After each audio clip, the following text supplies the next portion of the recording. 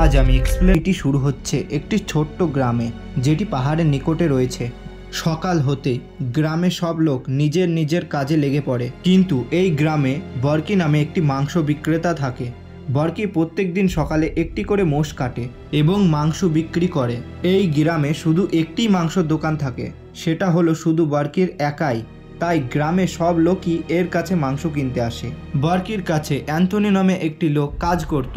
বরকি খুব পরিষ্কার মনের মানুষ ছিল, কারণ বরকির কাছে মাংস কেনার সময় কেউ যদি ফ্রি মাংস চেত, তাকে না বলতে পেরে সে ফ্রিতে মাংস দিয়ে দিত।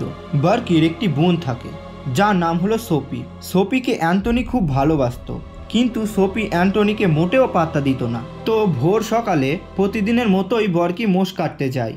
দুর্ভাগ্যবশত মোষটি কাটার সময় পালিয়ে যায়। মোষটি পালানোর সময় কাউকেই ধরা দেয় না। মোষটির সামনে যেই আসে সব কিছুই ভাঙচুর করে ফেলে। একই সময় এই গ্রামে আগুন লেগে যায় এবং আগুন বোঝানোর জন্য গ্রামের সব লোকই লেগে পড়ে। তখনই এই সময়ে বরকি তার মোষকে খুঁজতে আসে।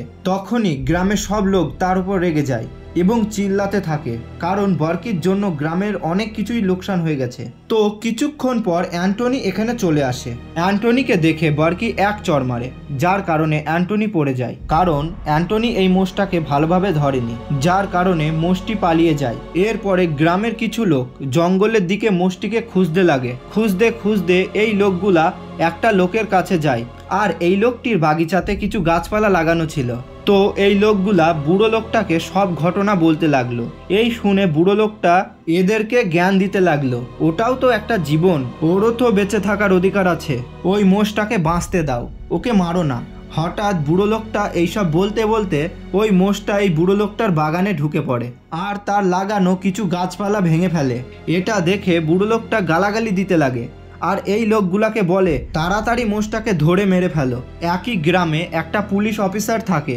এই পুলিশ অফিসার আর ওর স্ত্রীর সঙ্গে সব সময় ঝগড়া হতেই থাকে। ঠিক এই সময় বুড়ো লোকটা পুলিশ অফিসারের বাড়িতে চলে আসে আর বলতে লাগে যে এই পশুটা আমার গাছপালা সব নষ্ট করে ফেলেছে। তো অফিসার বুড়ো লোকটাকে বলে যে যদি তোমার কাছে বন্দুক থাকে তো লাইসেন্স নিয়ে এসো আর মোষটিকে গুলি করে মেরে ফেলো। অফিসার এই বুড়ো লোকটাকে সাধারণভাবেই এই কথা বলে। তো দেখতে দেখতে এই মোষটা জর্জের কাছে চলে আসে, সব ভাঙচুর করতে লাগে। কিছুক্ষণ পর পুলিশ অফিসার জর্জের কাছে আসে। এখানে এসে পুলিশ অফিসার বলে যে ওপর থেকে অর্ডার আসতে অনেক সময় লেগে যাবে, তো তোমার যেটা ইচ্ছা তাই করে নাও, যে কোনোভাবেই মোষটাকে মেরে ফেলো। এ কথা বলে পুলিশ অফিসার এখান থেকে চলে যায়। আর পুলিশ প্রচার করতে থাকে যে কেউ নিজের বাড়ি থেকে বেরোবেন না, যেমন বুড়ো, বাচ্চা, মেয়ে, ছেলে সব নিজের বাড়িতেই থাকুন। তো অ্যান্টনি এই মোষটাকে ধরার জন্য কিছু জোগাড় লাগাচ্ছিল। তো এখানে একটা লোক কুটাচ্ছানের নাম নেয়। আমাদের তাড়াতাড়ি কুটাচ্ছেন কোপ নিয়ে আসার দরকার। এই নাম শুনেই অ্যান্টনি অনেক রেগে যায় আর একে মারতে লাগে। তোমরা ভাবছো কুটাচ্ছান কে? এটা ঠিক আমি আগে গিয়ে আপনাকে বলবো। তো একই গ্রামে একটি লোক থাকে আর ওই লোকটির মেয়ের আগামীকাল বিয়ে থাকে।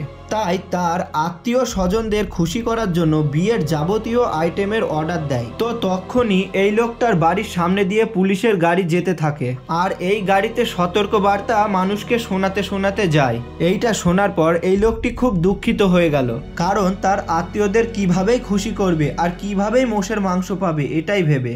তো কিছুক্ষণ পর এই মোষটি গ্রামের দিকে ঢুকে পড়ে। ততক্ষণ গ্রামের সব লোকই এই মোষটাকে মারার জন্য আলোচনা করছিল। ততক্ষণে মোষটা এদের সামনে চলে আসে আর এরা সব ভয়ে পালাতে লাগে।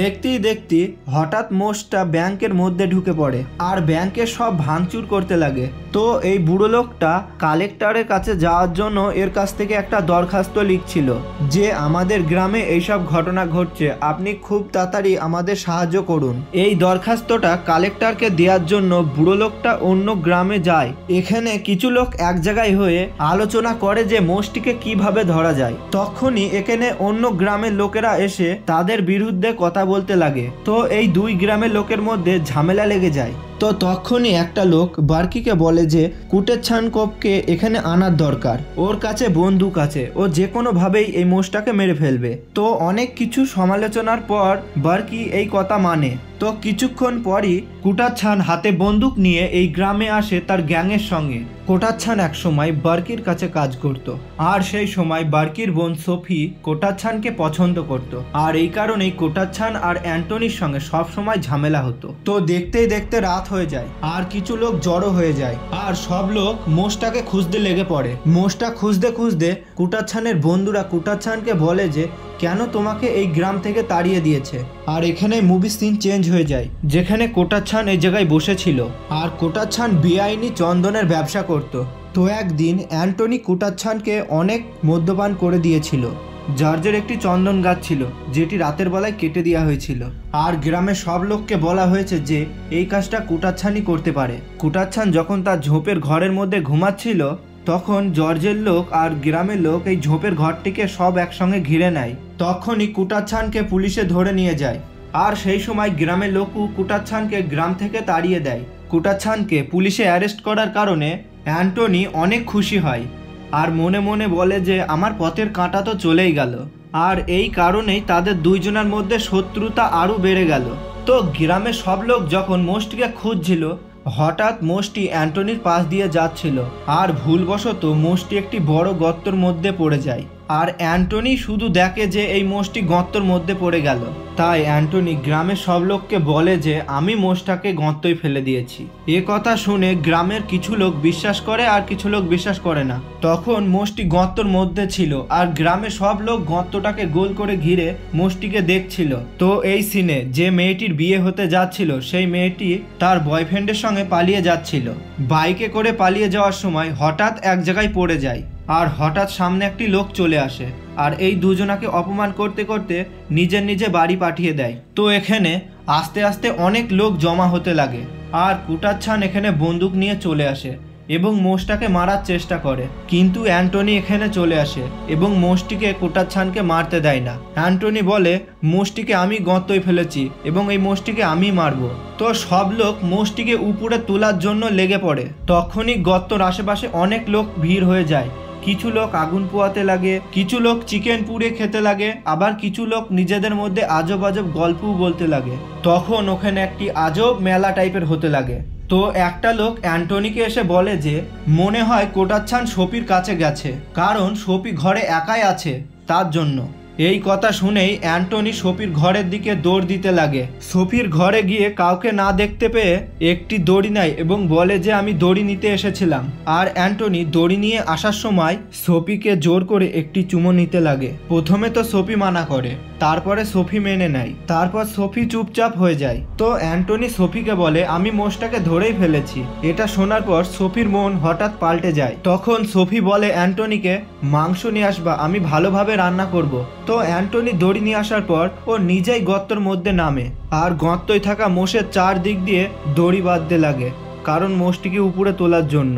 তো গর্তের উপরে থাকা লোকগুলা দড়ি টানতে লাগে, আর আস্তে আস্তে মোষটা উপরের দিকে উঠতে থাকে।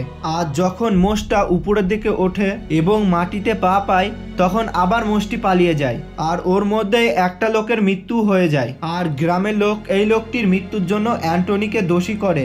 এই কারণে অ্যান্টনিকে সবাই উল্টো পাল্টা বলতে লাগে। তো এরই মধ্যে কিছু গ্রুপ তৈরি হলো, যেখানে বলা হয় এই মোষটা আমাদের, আর অন্য দলের লোকরা বলে এই মোষটা আমাদের। আর এই নিয়েই ঝামেলা সৃষ্টি হলো। দেখতে দেখতে ওখানে পুলিশ চলে আসলো, আর পুলিশ কিছু না করার কারণে গ্রামের লোক পুলিশের উপরে রেগে যায়। পুলিশের ওপর রাগ করে গ্রামের লোক পুলিশের গাড়িতে আগুন লাগিয়ে দেয়। তো কিছুক্ষণ পর পুলিশে পুরা গ্রামের লোককে বলে যে তোমাদের পারমিশন দিলাম, তোমরা যে করেই হোক মোষটাকে মেরে ফেলো। আর এই কথা শোনার পর গ্রামের লোক জঙ্গলের দিকে বেড়ে পড়ে মোষটাকে খোঁজার জন্য, আর মোষটাকে ধরার জন্য অনেক জায়গায় জাল পেতে দেয়। তো এরই মধ্যে মোষটা একটা লোককে মাটিতে আঁচড়ে ফেলে দিল, আর কিছু লোক এই লোকটাকে হসপিটালে নিয়ে যায়। কিছুক্ষণের মধ্যে মোষটাকে খুঁজতে খুঁজতে অ্যান্টনি আর কুটাচ্ছান দুইজনার সামনে চলে আসে, আর দুজনা বিরাট মারামারি করতে লাগে একে অপরের সঙ্গে। এই দুজনের মারামারি এমনই হয় যেন দুটো জানোয়ার একসঙ্গে মারামারি করছে। আর তখনই ওই মোষটা এখানে চলে আসে আর কুটাচ্ছানকে মারতে লাগে। তখন কুটাচ্ছান অ্যান্টনিকে বলতে লাগে খুব তাড়াতাড়ি মোষটাকে মেরে ফেলো এবং আমাকে বাঁচাও। অ্যান্টনি একটা কাঠের টুকরো নেয় এবং মোষটাকে না মেরে কুটাচ্ছানকে মারতে লাগে, যে কারণে কুটাচ্ছান আহত অবস্থায় পড়ে থাকে।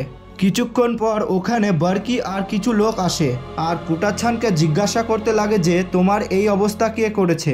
তখন কুটাচ্ছান ওদেরকে মিথ্যে কথা বলে যে আমাকে মোষে মেরেছে।